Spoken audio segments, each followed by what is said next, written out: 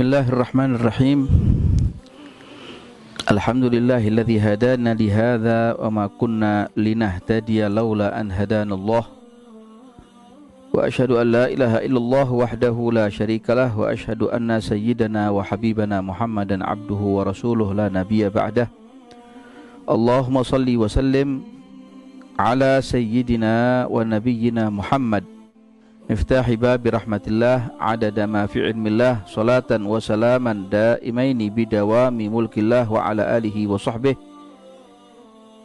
nawaina ta'alluma wa ta'lim wal mudhakarata wa tadhkir wal naf'a wal intifa' wal ifadata wal istifadah wal hatha ala tamassuki bi kitabillah wa sunnati rasulih sallallahu alaihi wasallam والدعاء إلى الهدى والدلالة على الخير ابتغاء وجه الله ومرضاته وقربه وثوابه سبحانه وتعالى اللهم كما أنعمت علينا بالإسلام فزدنا منه وكما أنعمت علينا بالإيمان فزدنا منه وكما أنعمت علينا بالعافية فزدنا منها وكما أنعمت علينا بالعمر فبارك لنا فيه اللهم أعمر أجسادنا بطاعتك وأعمر قلوبنا بمحبتك وأعمر أرواحنا بمعرفتك وأعمر أسرارنا بمشاهدتك وصلى الله على سيدنا محمد وعلى آله وصحبه وسلم والحمد لله رب العالمين آمين. Ikhwani, akhwati rahimakumullah, pada kesempatan yang baik ini di dalam kitab Adab Sulukil Murid di Sayyidina Imam Al-Habib Abdullah bin Alawi bin Muhammad Al-Haddad nafa'anallahu bih wa bi'ulumihi fid daraini amin, pada bab jangan mengharapkan untuk diberi karomah atau diberi kasyaf, disingkapkan hati oleh Allah Subhanahu wa taala ketika kita beribadah kepada Allah Subhanahu wa taala. Beliau mengatakan faslun wa min adarri syai'in 'alal muridi talabuhu lil mukasyafat washtiyaquhu ilal karamati wa khawariqil adat. Bagi sesiapapun yang hendak menempuh jalan Allah Subhanahu wa taala, hendaknya ia menjalankan semua apa yang menjadi jalannya dia menuju Allah dalam rangka mencari ridhanya Allah, dalam rangka mencari cintanya Rasulullah sallallahu alaihi wasallam. Tatkala dia menjalankan amal ibadahnya, baik itu yang wajib terkait dengan amal ibadah yang juga adalah ibadah yang sunnah, jalankan semua itu dengan ikhlas karena Allah Subhanahu wa taala semata, tanpa ada harapan dan tanpa ingin mendapatkan karamah, karunia, kelebihan, kemuliaan yang Allah Subhanahu wa taala pasti akan berikan kepada setiap hambanya yang dekat kepada Allah Subhanahu wa taala, yang istiqamah di jalan Allah Subhanahu wa taala. Tanpa kita minta, pasti Allah taala akan memberinya. Maka yang paling bahaya buat seorang yang tengah menempuh jalan menuju ridhanya Allah Subhanahu wa taala, ketika dia ibadah kepada Allah taala, justru yang dicari bukan Allah, tapi yang dicari adalah apa? Kelebihan yang dia punya, betul datangnya dari Allah Subhanahu wa taala, tapi semata-mata dia ibadah kepada Allah Ta'ala bukan ingin mencari ridhanya Allah, bukan mencari cintanya Allah wa Rasuluh, tapi justru yang dia cari adalah al-mukasyafat wa khawariqil adat wa ishtiyaqihi ilal karamat. Justru yang dia inginkan adalah karamah, kemuliaan, kelebihan yang tidak dimiliki oleh sembarangan manusia. Padahal itu semua pasti akan dia dapatkan tatkala dia tidak menginginkannya. Imam Haddad mengatakan wahya la tadhhar lahu madama mushtahiyan li dhuhuriha. Tatkala dia menginginkan itu karamah, maka tidak akan dia dapatkan itu karamah. Tapi justru dia meninggalkan itu karamah, tapi yang dia cari adalah wajhullah, ridhal Maula Subhanahu wa taala fi ulah. Nah, nanti karamah itu dengan sendirinya akan turun ke tangannya, akan datang ke jiwanya, pasti akan datang ke raganya, dan dia akan menjadi kekasih Allah Subhanahu wa taala yang istimewa. Li'annaha la tadhhar illa ala yadi man yakrahuha wa la yuriduha ghaliban. Ketahuilah, kata Imam Haddad, karamah dan kasyaf ini tidak akan nampak, tidak akan muncul pada diri seseorang kecuali ketika orang itu membenci karamah tadi itu, tidak menyukai itu karamah, tidak menyukai itu yang namanya al-mukasyafah, tersingkapnya hati hingga dia bisa mengetahui isi hati manusia. Dia bisa mengetahui apa yang peristiwa yang akan terjadi esok hari. Tidak dia inginkan. Nah, bila orang tersebut tidak menginginkan ini semuanya dan tidak menghendaki itu, maka dengan sendirinya dia mendapatkan karamah dari sisi Allah Subhanahu wa taala. Jadi intinya adalah karamah tidak dengan diusahakan atau dicari. Walaupun dengan diusahakan atau dicari mungkin bisa terjadi, tapi kebanyakan karamah dan mukasyafah hanya didapat untuk orang-orang yang istiqamah lurus di jalan Allah Subhanahu wa taala, di dalam ketaatan tentunya kepada Allah Subhanahu wa taala, dalam ibadah kepada Allah, muamalah kepada sesama manusia dengan baik. Imam Haddad berkata, wa qad taga'u li tawaifa minal maghrurin istidrajan lahum wa ibtila'an li dha'afatil mu'minina minhum. Banyak terjadi. Kalau kita nanti ingin kita singkap pada kesempatan yang akan datang, nanti akan saya bawakan bagaimana perbedaan antara al-mu'jizah wal karamah wal ma'unah wal ihanah was sihir. Jadi ada 5 kelebihan, yang 2 datangnya dari syaitan dan yang 3 adalah datangnya dari Allah Subhanahu wa taala untuk hamba Allah taala yang taat kepada Allah. Banyak terjadi kelebihan-kelebihan yang Allah Subhanahu wa taala berikan kepada hamba-hamba Allah taala yang tertipu. Artinya yang tertipu, barangkali mungkin dia bukan orang yang soleh, atau barangkali wal'iyadzubillah dia bukan seorang muslim, bukan ahli istiqamah, tapi Allah Subhanahu wa taala kemudian berikan kepada dia satu fadl, karunia, kelebihan yang sifatnya adalah istidraj. Apa itu istidraj? Kelebihan yang Allah Ta'ala berikan kepada hambanya tatkala sang hamba itu bukan seseorang yang ada di jalur taat kepada Allah Ta'ala, tapi kenapa dia mempunyai kelebihan? Sebagaimana Dajjal, dia juga punya kelebihan kelak di masa yang akan datang. Dia bisa menurunkan hujan dari atas langit, dia bisa mengeluarkan air dari bawah bumi, dia bisa memunculkan dan menumbuhkan tanaman yang saat itu dia tanam. Bahkan dia bisa menghidupkan orang yang sudah mati. Cuman anehnya Dajjal hanya berbicara dan hanya bisa berbuat, melakukan itu semuanya hanya cuma 1 kali saja. Sifat yang diberikan kepada Dajjal hal ini bukanlah karamah, tapi ini adalah istidraj. Ini adalah ihanah, penghinaan Allah Subhanahu wa taala, sehingga nanti Allah taala akan berikan satu sifat yang dipermalukan oleh Allah taala kepada hamba-hamba Allah Subhanahu wa taala. Sehingga du'afatil mu'minina, orang-orang yang lemah imannya kepada Allah Subhanahu wa taala terpengaruh dengan orang-orang ini. Dikiranya orang ini seorang wali, dikiranya orang ini memiliki karamah yang besar, dikiranya orang ini adalah orang yang dekat dengan Allah Subhanahu wa taala, padahal dia adalah seorang hamba Allah Subhanahu wa taala yang sifatnya adalah jauh dari Allah Subhanahu wa taala. Maka kita harus berhati-hati. Di zaman saat ini adalah zaman yang penuh dengan fitnah. Yang perlu kita dekati bukan orang-orang seperti itu, tapi yang perlu kita dekati adalah para ulama yang soleh, yang kuat dalam syariahnya, mapan dalam dia bidang ilmu tauhid dan fikihnya, mapan dia di dalam peneladanannya kepada Rasulullah Sallallahu Alaihi Wasallam. Cintanya kepada Nabi tidak hanya lewat syariah, tapi memang dia cintanya kepada Rasulullah adalah secara zat, dia cinta dengan Rasulullah. Bahkan dia mencintai semua orang-orang yang dicintai oleh Rasulullah Shallallahu Alaihi Wasallam dari kalangan ahlul baitnya dan para sahabatnya. Lalu dia meneladani akhlak Rasulullah, adabnya Rasulullah Shallallahu Alaihi Wasallam. Nah, dengan demikian para orang seperti ini pasti Allah Subhanahu Wa Taala akan cipratkan yang namanya al-karamah. Ikhwani, innama takunu karamatin idza zaharat ala ahlil istiqamah. Karamah ini muncul ada tangan orang-orang yang memang tapak tilasnya adalah istiqamah. Kita lihat Sayyidil Habib Anis bin Alawi Al-Habashi, 5 waktu ada di Masjid Ar-Riyadh.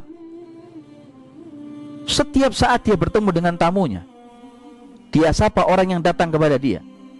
Al-Habib Ahmad bin Alawi Al-Habashi, Sayyid Abuya Muhammad bin Alawi bin Abbas Al-Maliki tak henti-hentinya belajar, mengajar, berdakwah, mencetak ulama dan para asatid. Sayyidil Habib Umar bin Muhammad bin Salim bin Hafidh, Al-Habib Salim bin Abdullah Syatri, Al-Habib Hasan, dan masih banyak lagi para ulama dan para kiai kita. Syekhuna Maimun Zubair. Faya ikhwan yang dimuliakan oleh Allah Subhanahu wa taala, karamah dimiliki hanya untuk orang-orang yang ahli istiqamah. Lihat mereka tidak melenceng ke kanan, tidak melenceng ke kiri, lurus jalannya, lempeng sampai menuju Allah Subhanahu wa taala dalam keadaan iman kepada Allah. Fa in akramakallahu ayyuhal murid bi syai'in minha. Jika kita dikaruniai oleh Allah taala, dimuliakan oleh Allah taala, mendapatkan cipratan sedikit dari karamah tadi, tiba-tiba doa kita diijabah oleh Allah Subhanahu wa taala, fahmadhu subhanahu wa ta'ala alaihi, maka syukuri, karena ini nikmat dari Allah, bukan dari usahamu, bukan karena engkau banyak ibadah kepada Allah ta'ala, tapi mungkin barangkali karena Allah cinta kepadamu, atau barangkali mungkin ada pandangan seorang wali Allah ta'ala yang memandang wajahmu. Nazrah bi'ainil wid tuslihil fi'lal masyin, ya Abu Ali sih birrijali biqabrak hafin, ahlil amanah wal hudan muwab khairil mursalin. Maka nazrah, pandangan seorang wali Allah ta'ala yang kadang-kadang kita nggak ngerti kalau dia seorang wali. Kita jalan di pasar, kita jalan di madrasah, kita datang ke musalla, kita jalan di satu perjalanan, barangkali yang kita sangka dia seorang pemulung, kita sangka dia adalah seorang pegawai biasa, atau mungkin dia barangkali sopir angkot, atau bahkan mungkin kita remehkan dia adalah seorang pengemis, tapi dia adalah orang yang dekat kepada Allah Subhanahu wa ta'ala, yang memiliki karamah di sisi Allah. Dia sangat dekat dengan Rasulullah Shallallahu Alaihi Wasallam. Saat itu matanya dia memandang wajahmu. Maka dengan demikian, cipratan rahmat yang Allah Ta'ala turunkan kepada orang tadi itu terkena kepada diri kita. Faya ikhwan yang dimuliakan oleh Allah Subhanahu wa taala, qad takunu al-masyakhah itu bisa jadi sifat keguruan atau sifat kita berguru dengan seseorang itu tidak duduk di kelas, tidak duduk di bangku halaqah, tidak duduk di bangku kuliah, tidak duduk di masjid ketika kita menerima satu pengajian atau pelajaran. Bisa jadi guru tadi itu, syekh kita tadi itu yang tidak kita sangka-sangka. Mereka memandang kita dari luar, tiba-tiba kita menjadi muridnya dan dia menjadi guru kita. Dan itu banyak terjadi di kalangan para aulia Allah Ta'ala yang berbicara hal seperti ini. Maka ikhwani yang dimuliakan oleh Allah, wala taqif ma'a ma dhahara laka wala taskun ilaihi. Ketika kau mendapatkan karamah dari Allah Ta'ala, syukuri. Alhamdulillah wa syukrulillah. Banyaklah sedekah, tawadhu, jangan disebarluaskan kepada orang lain, dan jangan berhenti dengan ibadah. Jangan kemudian Anda puas dengan apa yang sudah Anda terima dari Allah Subhanahu wa taala, tapi tetap Anda beribadah kepada Allah. Anda dekatkan diri Anda kepada Allah Ta'ala dengan memperbanyak untuk mengaji Al-Quran, berzikir di jalan Allah, berpuasa, banyak sedekah, kunjung kepada ulama dan orang-orang saleh, bakti sama orang tua. Terus lakukan, istiqamahkan seperti ini, jangan berhenti. Satu saat nanti Allah Ta'ala akan cipratkan itu kemuliaan, karunia Allah Ta'ala, fadl dari Allah Subhanahu wa Ta'ala. Tetap Anda pada posisi belum puas, mencari satu tingkat makom yang lebih tinggi dan lebih tinggi daripada sebelumnya. Waqtumhu wala tuhaddits bihin nas. Sembunyikan peristiwa ini, sembunyikan apa yang sudah Allah Ta'ala rahasiakan untuk Anda, khusus buat Anda, dan jangan diceritakan kepada orang banyak. Wa illam yadhhar laka minha syai'un fala tatamanna. Jika memang Allah Ta'ala tidak menginginkan Anda memiliki karamah tadi ini, atau tidak nampak karamah pada tangan Anda, jangan sekali-kali Anda kemudian menginginkan walau sedikit pun. Jangan menghendaki, jangan menginginkan, jangan berharap. Wala ta'saf ala faqdihi, dan juga jangan putus asa karena Anda tidak mendapatkan karamah dari Allah Subhanahu wa taala. Terus lakukan karena Allah. Masa Allah akan meninggalkan hambanya? Allah mencipta hambanya, enggak mungkin Allah akan meninggalkan hambanya. Allah mencipta hambanya, lalu Allah Ta'ala kemudian menaruh hambanya di tempat yang baik. Masa Allah Ta'ala tidak akan menggaji hambanya? memberikan hadiah piala kepada hambanya, memberikan mahkota kebesaran kepada hambanya. Selama Anda berbuat untuk Allah, bisa menyenangkan Allah, membuat ridhonya Allah subhanahu wa ta'ala, Allah yang akan pasangkan piala dan mahkota ada di kepala Anda yang berupa karamah. Jangan mengharap itu untuk manusia, dan jangan minta aplaus dari tangan manusia, pujian manusia. Bila hati Anda berpaling dari Allah ta'ala hanya untuk manusia, maka Allah akan jauhkan itu yang sifat karamah. Allah akan jauhkan daripada kelebihan dan rahmatnya Allah subhanahu wa ta'ala dari kita. Wa'lam annal karamah al-jami'ah li jami'i anwa'il karamatil hagigiyat wa suwariyatihiyal istigamah al-mu'abbar anha bimtithalil awamir wajtinabil manahi zahiran wa batinan. Imam Al-Habib Abdullah Al-Haddad mengatakan bahwa karamah terbesar tidak lain dan tidak bukan adalah istigamah. Istigamah dalam mengerjakan perintah Allah, istigamah dalam menjauhi semua larangan-larangannya Allah subhanahu wa ta'ala, baik secara zahir ataupun secara batin. Ada orang, tidak ada orang, terkadang perbuatan kita ini berbeda. Kalau ada orang sholatnya kita khusyuk bukan main, apalagi kalau ada mertuanya, khusyuk bukan main sholatnya, Masya Allah. Sampai dilihat sama mertuanya, menantu kita ini adalah menantu yang Masya Allah tingkatnya sama dengan malaikat Jibril alaihissalam. Jangan mengharap sesuatu dari manusia, karena Allah. Ada orang, tidak ada orang, tetap Anda menjaga Allah. Anda lihat dulu ada seorang kiai namanya Kiai Effendi. Usianya lebih di atas 100 tahun. Dia mengaji Al-Quran saku yang dia bawa selalu ada di sakunya. Setiap hari dia membawa itu Al-Quran. Setelah usai sholat subuh di rumahnya, dia mengaji Al-Quran, dia ambil daripada sakunya tanpa menggunakan kacamata. Ketika ada orang berbicara tanpa menggunakan alat pendengaran telinga, kesadarannya masih sehat, gak pikun, gak ada sifat lupa, giginya masih utuh, masih kuat menyapu halaman rumahnya yang kurang lebih waktu itu halaman rumahnya seluas 400 meter, 500 meter.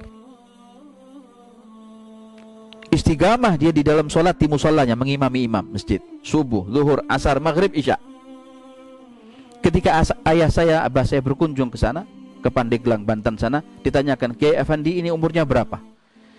Saya lihat perilaku Kiai Effendi ini seperti layaknya anak-anak muda, gak pernah ada keluhan rasa sakit, ngaji Quran pun tanpa kacamata. Dibilang muda, sudah bukan muda. Tapi dibilang tua, mana mungkin orang tua tidak menggunakan kacamata ketika dia mengaji Al-Quran saku, tulisan kecil-kecil, tanpa menggunakan kacamata.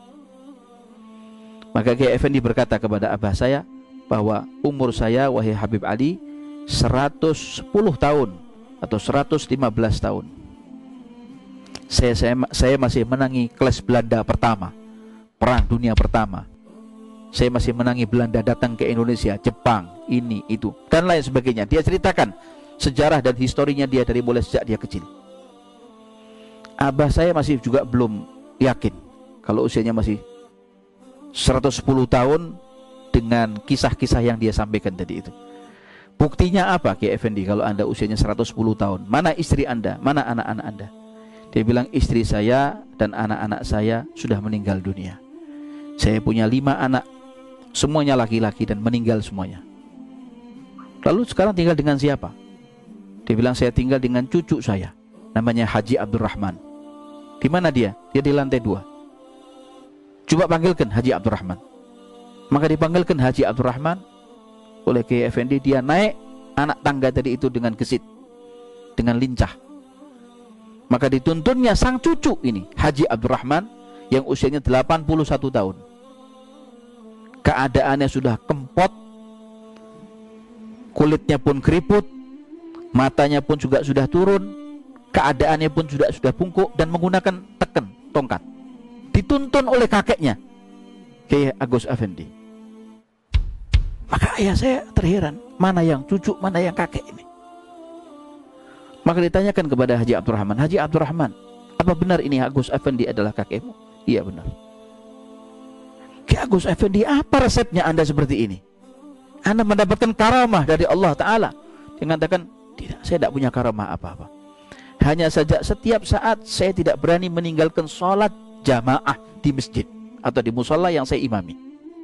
Dari mulai subuh sampai subuh, tetap saya istiqamahkan untuk sholat jamaah tepat waktu ada di musola atau ada di dalam masjid. Setelah itu saya mengaji Al-Quran hatta 1 ain, 2 ain, atau mungkin 1 juz, 2 juz. Tapi saya istiqamahkan membaca zikir. Saya istiqamahkan dengan baca Wirdul Latif, Ratibul Attas, Ratibul Haddad. Maka Ki Agus Effendi mengatakan bahwa ya Ali, resepnya cuma satu. Apa? Saya menjaga Allah, maka Allah pun menjaga saya. Ihfazillaha yahfazka, ihfazillaha tajidhu tujahak. Inilah yang namanya karamah. Annal karamah al-jami'ah di jami'i anwa'il karamatil haqiqiyat hiyal istiqamah. Hanya istiqamah.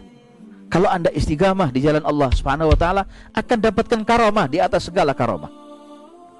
Kemuliaan di atas segala kemuliaan dari Allah. Fa'alaika bitashihin niyah wa ihkamiha takhdumkal akwan ul-ulwiyah was sufliyah khidmatan la tahjubuka an rabbik wa la tashghaluka an muradihi minka. Kata Imam Haddad, karena itu coba perbaiki sekarang niatmu, perbaiki harapanmu, luruskan hatimu dan niatmu tatkala kau ibadah kepada Allah Subhanahu wa taala. Takhdumuka al-akwanul uluwiyah was sufliyah, maka Anda bisa lihat hasil yang bisa Anda capai adalah alam yang ada di sana atas dan alam yang ada di bawah, semuanya akan berkhidmah kepadamu. Kalau kita berkhidmah kepada Allah, man khadabani fakhdumi. Allah berfirman kepada bumi, ya dunia, man khadamani fakhdumi wa man khadamaki fastakhdimi. Allah berkata kepada dunia, wahai dunia, siapa orang yang berkhadam kepadaku, hanya mengabdi untuk diriku dan mencari ridhaku, jadilah kau khadamnya dia, jadilah kau budaknya dia. Tapi siapa manusia yang menginginkan ridhamu dan mencari kenikmatan dirimu, wahai dunia, maka jadikan dia budakmu. Fastakhdimi. Faya ikhwani, ketika semua alam ini akan menjadi semua budak kita, di bawah aturan kita, di bawah kuasa kita yang Allah Ta'ala berikan kepada kita, artinya kita menjadi sang kekasih Allah Subhanahu wa Ta'ala, sehingga dunia seisinya semua tadi ini akan nurut dengan kita, tunduk dengan kita, takluk dengan kita, dan kesibukan kita dengan dunia dan dunia tadi menyibukkan kita tidak sampai melalaikan kita kepada Allah Subhanahu wa taala dan tidak sampai meninggalkan ridha-Nya Allah Ta'ala untuk kita. Itulah yang diinginkan oleh Allah Subhanahu wa taala untuk hambanya, wa ma khalaqtul jinna wal insa illa liya'budun. Hanya untuk Allah, hanya untuk mengenalnya, hanya untuk ibadah kepada Allah Subhanahu wa taala. Ikhwani yang dimuliakan oleh Allah Subhanahu wa taala, itulah masih banyak sekali di antaranya anwa'il karamat. Kalau kita mau sebutkan dan kita mau rinci satu persatu, maka ini saya tidak akan ada habis-habisnya kalau mau kita bicarakan tentang bagaimana karamah para auliya-Nya Allah Subhanahu wa taala. Sampai sana dikatakan bahwa walaysat kullu karamatin li waliyin yajib an takuna bi'ainiha li jami'il auliya. Ketahuilah, tidak semua para wali ini memiliki karamah yang sama dengan wali yang lain. Bahkan kata para ulama, tidak semua wali memiliki karamah. Tidak semua auliya-Nya Allah Ta'ala punya karamah. Terkadang ada wali Allah Ta'ala yang punya karamah, terkadang ada juga wali Allah Ta'ala yang disembunyikan oleh Allah Ta'ala karamahnya, atau barangkali tidak punya karamah sama sekali. Bal law lam yakun lil waliyyi karamah zahirah alaihi fid dunya lam yakdah min adamiha. Katanya, kalaupun ada seorang wali Allah Ta'ala tidak memiliki karamah yang nyata, yang nampak di mata manusia biasa seperti kita ini, lam yakdah atau lam yugdah min adamiha, maka tidak bisa kemudian dikritik, tidak bisa kemudian diprotes kenapa dia nggak punya karamah. Kata Imam Haddad, balgat yakunu afdal mimman zaharat lahu karamat. Bahkan katanya para wali yang tidak punya karamah itu kedudukannya lebih afdal, lebih utama, lebih tinggi kedudukannya daripada para wali Allah Ta'ala yang punya karamah. Li'annal afdaliyah innama hiya bi ziyadatil yaqin la bi zuhuril karamah. Karena waliullah taala ini dinyatakan seorang waliullah taala yang besar makomnya di sisi Allah taala, yang nambah yakinnya kepada Allah dan Rasulullah, bukan yang nampak karamahnya. Adapun karamah itu hanya luberan. Kalau boleh saya misalkan, saya menuangkan air dalam gelas hingga sampai penuh itu air dalam gelas dan tumpah air tersebut, maka tumpahnya tadi itu adalah bentuk daripada karamah para wali Allah taala yang nampak, seperti Sayyidina Imam Syekh Fakhrul Wujud Syekh Abu Bakar bin Salim, Sayyidina Imam Al-Habib Abdullah bin Alawi Al-Haddad Sahib Ar-Ratib, Sayyidina Imam Al-Habib Abu Bakar bin Abdullah Al-Atas Guru Al-Habib Ali Habsyi, Sayyidina Imam Sultanul Awliya Abdul Qadir Al-Jailani, Abu Yazid Al-Bustami, Sayyidi Ahmad Al-Badawi, Sayyidi Ahmad Ar-Rifai, dan masih banyak yang lain. Mereka memiliki karamah bukan karena mereka inginkan itu nampak, tapi karena luber, karena meluap airnya, karena meluap rahmatnya Allah Ta'ala, sehingga dengan sendirinya nampaklah karamah itu pada lisan mereka tanpa mereka sadari, tanpa mereka inginkan. Faya ikhwan yang dimuliakan oleh Allah Subhanahu Wa Ta'ala, masih banyak diantaranya hal yang terjadi sebagaimana yang telah dikisahkan. Wa min dalail hadhil jumlah nasul Quran. Karamah para awliya Allah Ta'ala ini sudah dinas oleh Al-Quranul Karim, sebagaimana yang dikisahkan di dalam Al-Quran. Sahabat Nabi Allah Sulaiman alaihissalam yang bernama Asif, dia berkata kepada Nabi Allah Sulaiman bahwa ana atika bihi qabla an yartadda ilaika tarfuk. Jin Ifrit akan mendatangkan istana Ratu Balqis dalam waktu yang cepat. Tapi Asif, karena dia seorang wali Allah, bukan seorang nabi, bukan seorang rasul, dia seorang wali Allah Ta'ala, dia berkata kepada Nabi Allah Sulaiman, saya satu-satunya orang, wahai Sulaiman, yang bisa mendatangkan istana Balqis dari Yaman menuju Palestina sebelum matamu berkedip. Jadi kalau matamu berkedip, begitu kau buka, kau punya mata, wahai Sulaiman, kau dapati istana Balqis ada di depan matamu. Kata Asif, ini tidak lain dan tidak bukan, karena ini adalah merupakan apa? Karamah yang dimiliki oleh sahabat Nabi Allah Sulaiman alaihissalam yang bernama Asif. Juga pernah terjadi di zaman Sayyidatuna Maryam alaihissalam. Allah Subhanahu wa taala berfirman, "Wa huzzi ilaiki bijid'in nakhlati tusaqit alaiki rutaban janiyya." Ketika Sayyidatuna Maryam itu hamil Nabi Allah Isa alaihissalam, ketika dia mengandung Nabi Allah Isa alaihissalam, dia kemudian menginginkan itu buah rutab, padahal itu bukan musimnya rutab, bukan musimnya kurma rutab, bukan musimnya. Tapi Allah Subhanahu wa taala kemudian mengatakan dan mengilhamkan kepada Sayyidatuna Maryam untuk menggoyangkan pohon kurma. Kalau dilihat ke atas tidak ada buah kurmanya, hanya daun kurma saja, dan tidak ada rutabnya pun juga tidak keluar. Tapi Allah kenapa mengilhamkan kepada Sayyidatuna Maryam alaihissalam untuk menggoyangkan itu pohon kurma? Hingga kata Allah, wa huzzi ilaiki bijid'in nakhlah. Goyangkan itu pohon kurma. Sayyidatuna Maryam hanya menggoyangkan pohon kurma itu hanya dengan goyangan yang ringan saja, hanya goyangan yang pelan saja. Tusaqit alaiki rutaban janiyya, maka niscaya kau akan dapatkan, akan berjatuhan itu rutab di depan kau punya kaki, dengan rutab yang masih segar dan rutab yang masih enak, yang bisa kau makan atau yang bisa kau konsumsi. Dikarenakan apa? Sayyidatuna Maryam seorang waliyah lillahi subhanahu wa ta'ala, wali Allah ta'ala yang perempuan. Wa kana hadza fi ghairi awanir rutab. Dalam kitab Risalah Gusyairiyah dikatakan padahal saat itu bukan musimnya keluar tanaman atau keluar buah apa? Kurma rutab. Sama juga ketika Ashabul Kahfi wal a'ajib allati dhaharat alaihim min kalamil kilab ma'ahum. Sahabat-sahabat yang ada tidur di gua Kahfi ketika itu, apa yang terjadi? Mereka bukan seorang nabi, mereka bukan juga seorang rasul, tapi mereka adalah seorang wali Allah, para wali Allah Subhanahu wa taala. Anjing mereka yang bernama Gitmir sempat bicara dengan Ashabul Kahfi, dan itu didengar oleh khalayak kaum muslimin yang ada di sekitar itu. Apa yang terjadi kalau bukan seorang wali Allah bisa bicara dengan seekor hewan dengan bahasa yang fasih sekali?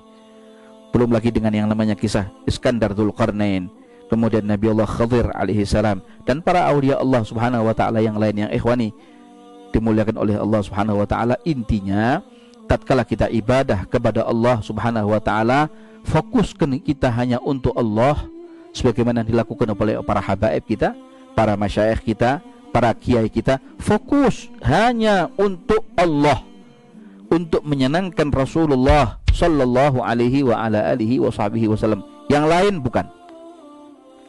Maka dengan demikian mereka mendapatkan buah pahala dari Allah Subhanahu wa taala sebelum mereka masuk ke dalam surganya Allah Subhanahu wa taala. Bahkan sampai sempat diceritakan oleh Al-Habib Ali bin Muhammad Al-Habsyi tatkala beliau ditanya oleh salah seorang sahabatnya, "Wahai Ali, mana yang lebih kau inginkan? Kau duduk dengan gurumu Abu Bakar bin Abdullah Al-Attas, ataukah kau masuk surga bighairi hisab?" Kau sudah melihat istana surga, kenikmatan surga, gemerlapnya surga, indahnya surga yang bukan main. Maka dengan spontan Al-Habib Ali mengatakan, "Saya lebih memilih duduk dengan guru saya Al-Habib Abu Bakar Al-Attas daripada surga." Terkejut sahabatnya, "Kenapa itu yang kau pilih?" Dikatakan, "Karena saya duduk dengan guru saya Al-Habib Abu Bakar Al-Attas, saya sudah mendapatkan surga tanpa dengan yang namanya merasakan kematian. Tapi kalau saya masuk ke dalam surga, insya Allah dengan rahmatnya Allah Ta'ala saya akan masuk ke dalam surga. Tapi saya harus merasakan yang namanya pahitnya kematian. Kullu nafsin dha'iqatul maut." Setiap yang berjiwa, yang bernyawa pasti akan merasakan kematian. Saya kalau masuk ke dalam surga insya Allah dengan rahmat Allah, tapi setidaknya saya harus mendahului yang namanya pahitnya mararatil maut, tatkala dicabutnya nyawa. Tapi ketika saya duduk dengan guru saya Al-Habib Imam Abi Bakar bin Abdullah bin Talib Al-Attas, saya sudah mendapatkan surga pada wajahnya sebelum saya mendapatkan kematian dan pahitnya kematian.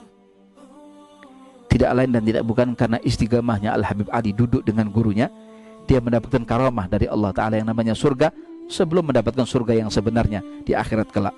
Ikhwan yang dimuliakan oleh Allah Subhanahu wa taala, dan yang lebih di atas segala macam itu semuanya, ijtima' bin Nabi ya Allah. Bertemu dengan Nabi Muhammad dalam keadaan terjaga, bukan dalam keadaan tidur, tapi dalam keadaan nyata, bangun, sadar, bertemu dengan Rasulullah sallallahu alaihi wasallam.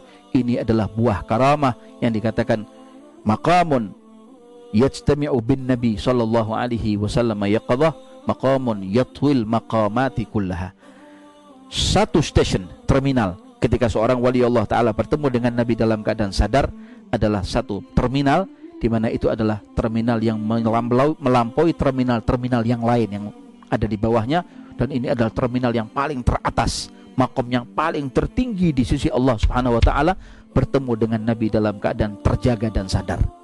Ikhwan yang dimuliakan oleh Allah, semoga Allah Ta'ala mudah-mudahan cipratkan kepada kita karunia istiqamah, cipratkan kepada kita insyaallah karunia karamah dari Allah Subhanahu wa taala untuk selalu ada di dalam taat kepada Allah Ta'ala, ada di dalam ridha-Nya Allah Subhanahu wa taala.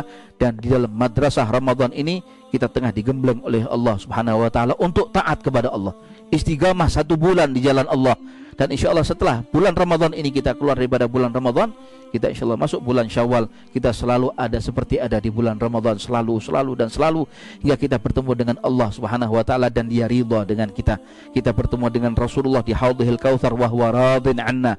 Kita bertemu dengan para habaib, guru-guru kita, para masyayikh, kedua orang tua kita, mereka pun ridha dengan kita, fi khairin wa lutfin wa afiyah. Semoga Allah Ta'ala mudah-mudahan izinkan kepada kita untuk mendapatkan malam Lailatul Qadar di bulan yang mulia ini, insya Allah bulan Ramadan. Dan Allah Ta'ala berikan kepada kita kekuatan amal, kekuatan kita bisa meneladani akhlak Rasul sallallahu alaihi wasallam, mendapatkan daripada kemuliaan ilmu, manfaatnya ilmu zahiran wa batinan, dan mendapatkan insya Allah cintanya Allah dan cintanya Rasulullah, ridha-Nya Allah dan ridha Rasul sallallahu alaihi wa alihi wasallam, dan guru-guru kita ala hadhihi niyyah wa ala kulli niyatin salihah jami'ah syamilah min khairatid dunya wa na'imil akhirah. Allahumma ya man waffaqa ahlal khairi lil khair wa a'anahum alaih, waffiqna lil khairi wa a'inna alaih birahmatika ya arhamar rahimin. Wa sallallahu ala sayyidina Muhammad wa ala alihi wa sahbihi wasallam, walhamdulillahi rabbil alamin.